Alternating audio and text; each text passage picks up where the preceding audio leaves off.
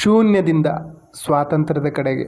ನಮ್ಮ ಕಷ್ಟ, ನಮ್ಮ ಸಮಸ್ಯೆ ಇವೆಲ್ಲ ನೋಡ್ತಾ ಇದ್ರೆ ನಮಗೆ ಹಣದ ಬಗ್ಗೆ ಏನು ಹೇಳ್ಕೊಡ್ಲಾಗಿದೆ ಅದು ತಪ್ಪಾಗಿರ್ಬಹುದಾ? ಕಷ್ಟಪಟ್ಟು ದುಡಿಮೆ ಮಾಡಿ ಹಣ ಉಳಿಸಿ ಒಂದು ಮನೆ ಕಟ್ಟಿ ಕೊನೆಗೆ ರಿಟೈರ್ಡ್ ಆಗಿ, ಇದು ನಮಗೆ ಕಣ್ಣಿಗೆ ಕಾಣದೇ ಇರುವಂತಹ ಈ ಸಿಸ್ಟಮ್ ರೂಪಿಸಿರುವ ಅದೃಶ್ಯ ಜಾಲ ತಂತ್ರ.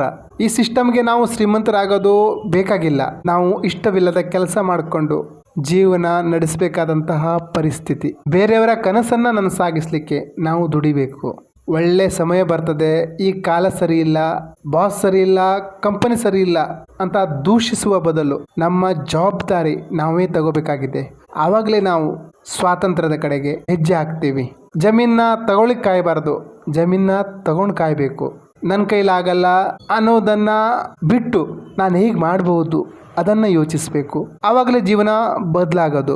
ಶೂನ್ಯದಿಂದ ಸ್ವಾತಂತ್ರ್ಯದ ಕಡೆಗೆ ಅಂದರೆ ನಾವು ರಾತ್ರೋರಾತ್ರಿ ಶ್ರೀಮಂತರಾಗೋದಲ್ಲ. ನಮ್ಮ ಮನಸ್ಸನ್ನ, ನಮ್ಮ ದೇಹನ, ನಮ್ಮ ಹೃದಯನ ಶಿಕ್ಷಿತ ಮಾಡೋದು, ಕಾರ್ಯಪ್ರವೃತ್ತರಾಗಿ ಅನುಭವ ಮಾಡ್ಕೊಳ್ಳೋದು, ಕಾಗದದಲ್ಲಿ ತೋರಿಸುವ ಅಂಕಿ ಅಂಶಗಳನ್ನು ನಂಬದೆ ರಿಯಲ್ ಆಗಿ ಅನುಭವ ಪಡೆಯೋದು. ಹೂಡಿಕೆ ಮಾಡೋದಂದ್ರೆ ಹಣ ಹಾಕೋದು, ಬಟನ್ ಒತ್ತೋದು, ಆಮೇಲೆ ತಿಂಗಳಿಗೆ ದುಡ್ಡು ಬರ್ತಾ ಇರ್ತದೆ. ಆ ರೀತಿ ಅಲ್ಲ. ಜನರಿಂದ ಹೇಗೆ ಸಿಕ್ಕಾಕೊಳ್ದೇ ಇರೋದು, ಅವ್ಯವಸ್ಥೆನ ಹೇಗೆ ಸಂಭಾಳಿಸೋದು, ಆಕಸ್ಮಿಕವಾಗಿ ಬರುವ ಸಮಸ್ಯೆಗಳನ್ನು ಹೇಗೆ ಪರಿಹರಿಸೋದು, ಇವೆಲ್ಲವನ್ನು ಎಕ್ಸ್ಪೀರಿಯನ್ಸ್ ಮಾಡಿ ಅನುಭವಿಸೋದು. ನಮ್ಮ ಸಮಸ್ಯೆ ಏನಂದ್ರೆ ನಾವು ಎಲ್ಲರನ್ನ ನಂಬ್ತೀವಿ, ಆಮೇಲೆ ಗೌರ್ಮೆಂಟ್ ಸರಿ ಇಲ್ಲ, ಜನ ಸರಿ ಇಲ್ಲ, ನಂಬಿ ಮೋಸ ಹೋದೆ ಅಂತೀವಿ. ನಾವು ಬೇರೆಯವ್ರ ಮಾಡಿ ತೋರಿಸ್ತೀವಿ ಹೊರತು ನಮ್ಮಲ್ಲಿ ನಾವು ಪ್ರಶ್ನೆ ಹಾಕ್ಕೊಳ್ಳಲ್ಲ. ಕನ್ನಡಿನ ನೋಡ್ಕೊಳ್ಳಲ್ಲ. ಕನ್ನಡಿ ನೋಡ್ಕೊಳ್ಳೋದಕ್ಕಿಂತ ಬೆರಳು ಮಾಡಿ ತೋರಿಸೋದೇ ಈಸಿಯಾದ ಕೆಲಸ. ಮನಸ್ಸಿನ ನೆಮ್ಮದಿ, ನಮ್ಮ ಶಕ್ತಿ ಎಲ್ಲ ಕಳ್ಕೊಂಡ್ಬಿಡ್ತೀವಿ. ಸಮಸ್ಯೆನ ಸಮಯಕ್ಕಿಂತ ಮೊದಲೇ ನೋಡಿ ಅದನ್ನು ಪರಿಹಾರ ಮಾಡ್ಕೋಬೇಕು. ಹಣನ ನಿರ್ವಹಣೆ ಮಾಡೋದನ್ನು ಕಲಿಬೇಕು. ಸಮಸ್ಯೆ, ಸಂಪತ್ತು, ಬಾಡಿಗೆದಾರ ಇವರಿಂದ ಆಗಲ್ಲ. ಸಮಸ್ಯೆ ನಮ್ಮ ಮತ್ತು ಅವರ ಸ್ಥಿತಿನ ಸಂಭಾಳಿಸಲು ನಮ್ಮ ಅಸಮರ್ಥತೆ ತೋರಿಸ್ತಾ ಇದೆ. ನಮ್ಮ ತಯಾರಿಯ ಕೊರತೆ ಇದೆ, ಕಮ್ಮಿ ಇದೆ. ಸತ್ಯ ಕಹಿ ಅನಿಸುತ್ತೆ, ಆದರೂ ಅರ್ಥ ಮಾಡಿಕೊಂಡ್ರೆ ಅದನ್ನು ನಮಗೆ ಮುಕ್ತಿ ಕೊಡ್ತದೆ. ನಮ್ಮ ಸಂಪತ್ತು ಸಂಖ್ಯೆ ರೂಪದಲ್ಲಿ ಇರ್ಬೋದು, ಆದರೆ ಅದನ್ನು ನಡೆಸಲು ಮನುಷ್ಯನ ಭಾವನೆಗಳು ಮುಖ್ಯ ಆಗ್ತದೆ. ನಾವು ಭಾವನೆನ ಸಂಭಾಳಿಸ್ಲಿಕ್ಕೆ ಕಲಿಬೇಕಾಗ್ತದೆ. ಆರ್ಥಿಕವಾಗಿ ಸ್ವತಂತ್ರರಾಗಬೇಕು ಅಂದರೆ ನಾವು ಆರ್ಥಿಕ ನಿರ್ವಹಣೆ ಕಲಿಬೇಕು. ಬಾಡಿಗೆ ವಸೂಲು ಮಾಡಿ, ಸುಳ್ಳು ನೆಪ ಹೇಳುವಂತಹ, ಕತೆ ಕಾದಂಬರಿ ಹೇಳುವಂತಹ ಬಾಡಿಗೆದಾರರಿಂದ ಹೇಗೆ ನುಸುಳಬೇಕು ಅದನ್ನು ಕಲೀರಿ. ಲೆಕ್ಕಪತ್ರ ನೋಡಿ, ಪ್ರತಿಯೊಂದನ್ನು ಅನುಭವಿಸಿ. ವ್ಯವಹಾರ ನಿರ್ವಹಣೆ ಮಾಡಲಿಕ್ಕೆ ನಾವು ಪ್ರಾಕ್ಟಿಕಲ್ ಆಗಿ ಇಳಿದಾಗಲೇ ನಾವು ಸ್ಟ್ರಾಂಗ್ ಆಗ್ತೀವಿ. ಏನು ಮಾಡಬಾರ್ದು ಗೊತ್ತಾಗ್ತದೆ. ನಾವು ಯಾವ ರೀತಿ ಅಂದರೆ ನಮಗೆ ಸಮಸ್ಯೆ, ತಲೆಬಿಸಿ, ರಿಸ್ಕು, ಜಂಜಾಟ ಬೇಡ ಅಂದ್ಕೊಳ್ತೀವಿ. ಆದರೆ ನಿಜವಾದ ಒಳ್ಳೆಯ ಅವಕಾಶ ಸಮಸ್ಯೆ ರೂಪದಲ್ಲೇ ಇರ್ತದೆ. ಯಾವಾಗ ನಾವು ಆ ಸಮಸ್ಯೆನ ಡಿಕೋಡ್ ಮಾಡ್ತೀವೋ ಆವಾಗಲೇ ನಮ್ಮ ನಿಜವಾದ ಅಭಿವೃದ್ಧಿ ಆಗೋದು. ಎಷ್ಟೋ ಕೆಲಸಗಳನ್ನು ನಾವು ಮಾಡಿಲ್ಲ, ಯಾಕೆ? ವಾತಾವರಣ ಸರಿ ಇಲ್ಲ, ಟೈಮ್ ಸರಿ ಇಲ್ಲ.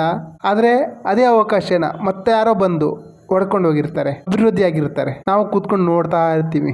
ಯಾಕಂದರೆ ನಮ್ಮಲ್ಲಿ ಸಾಹಸ ಇಲ್ಲ. ಸಾಹಸ ಅಂದರೆ ಭಯ ಇಲ್ಲದೆ ಇರೋದು ಅಂತಾನೆ ಅಲ್ಲ, ಭಯ ಇದ್ದರೂ ಕಾರ್ಯಪ್ರವೃತ್ತರಾಗೋದು. ಜಂಜಾಟ ಅನಿಸಿದ್ರು ಅದರಲ್ಲಿ ಒಳ್ಳೆಯದನ್ನು ನೋಡುವ ದೃಷ್ಟಿಕೋನ. ನಾವು ಶ್ರೀಮಂತರಾಗಬೇಕು, ಸ್ವತಂತ್ರರಾಗಬೇಕು ಅಂದರೆ ಈ ಒಂದು ಗುಣನ ಡೆವಲಪ್ಮೆಂಟ್ ಮಾಡ್ಕೋಬೇಕು, ಅಭಿವೃದ್ಧಿ ಮಾಡ್ಕೋಬೇಕು. ನಿಜವಾದ ಮೌಲ್ಯನ, ಸಂಪತ್ತನ್ನು ನೋಡುವ ದೃಷ್ಟಿಕೋನ ಬೆಳೆಸ್ಕೊಳ್ಬೇಕು.